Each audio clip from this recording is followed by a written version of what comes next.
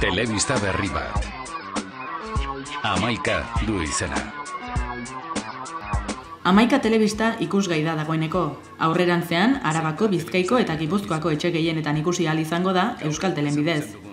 Aurkezpen hitzaldian, Iñaki Uria Hamaika telebistako zuzendari nagusiak azken hilabeteotan emandako pausoak eta aurrera begirako erronkak izan ditu mintzagai. Proiektuaren hasieratik abiatuta, ikusentzunezko egitasmo berri honen argibideak aurkeztu ditu Uriak. 2005-etik aurrera, zenbait arlotan, ari zan zenbait jende mugitzen. Telebista lokalen kontu honekin, ezertxo bait egiteko aukerak ikusteko. Esate batako, niri tokatu zitzaidan, hitzak eta hoien inguruan, ekate inguruan, berria eta hoien inguruan, pixkat mugitzea. Eta hor, lehenbiziko egitasmo bat, genuen hitzen inguruan, hitzekin batera eskualde horietan sortzea, telebistak. Gero, bidean topatu genituen, eta ja 2006 urtean sartzen gara, neurri batian, beste batzuk ere ari zirela topagunean inguruan, ikastolen inguruan, lehendikan ari ziren euskerazko beste telebista hauen inguruan, behintzate asmo batekin gutxienez lortzen zen hiriburutan, Bilbon, Donostin eta Gasteizen, euskerazko bat edo jartzea. Eta topatu ginen bidian eta konturatu ginen, guztientzat honena bakoitza bere aldetik ibiltzia baino, elkartzen alegintzia zela. Topadak eta horretan gainera konturatu ginen, ez du bakarrik, beste batzuk ere deia bat, gara bat ere, bazaudela interesatuta horrelako gauza batian. Hamaika Bilbo, esaten dugu, Hamaika Bilbo telebista. Hori da sortu dugun lehenbizikoa eta hasieratik gainera horrela erabaki genuen Bilbotik hastea.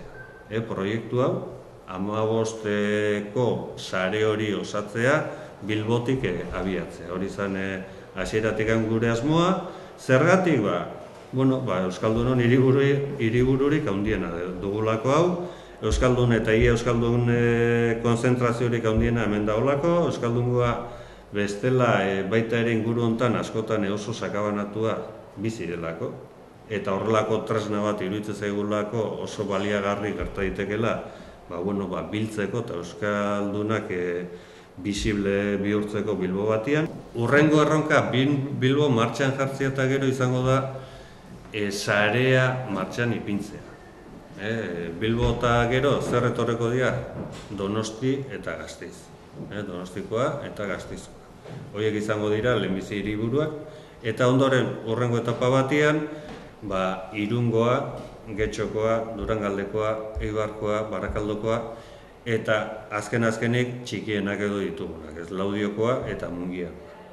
Sarearen kontzepzioa da gure ustez importantea. Horrek ematen aldigu neurri batian sarerako produktu batzuk egitea eta horrela guztientzat, bakoitzarentzat merkeago ateatzea, bakoitza guztia produzitzea baino.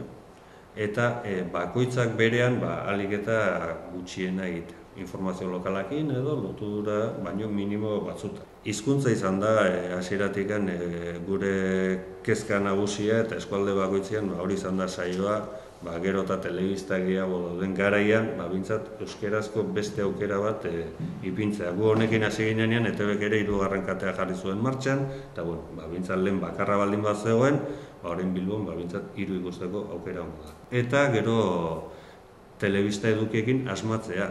Hori izango da gure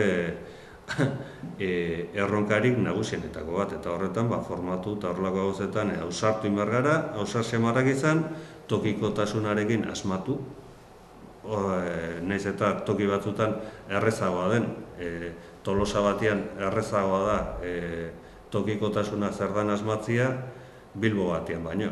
Publizitatea batera lantzea eta bideragarri bihurtzea, holako erronkak ditugu, teknologia aldaketen aurrian arin ibiltzea, ze mundu hau ari zaigu aldatzen azkar.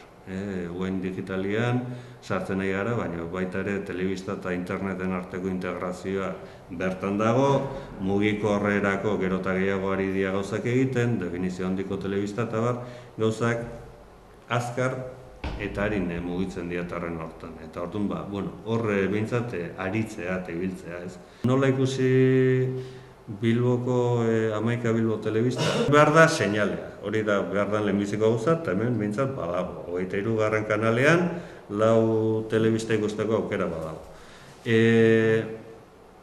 Ez da beharra antena kolektibo horik edo horrelakorik aldatzerik, eta lehen dagoenarekin nahikoa da.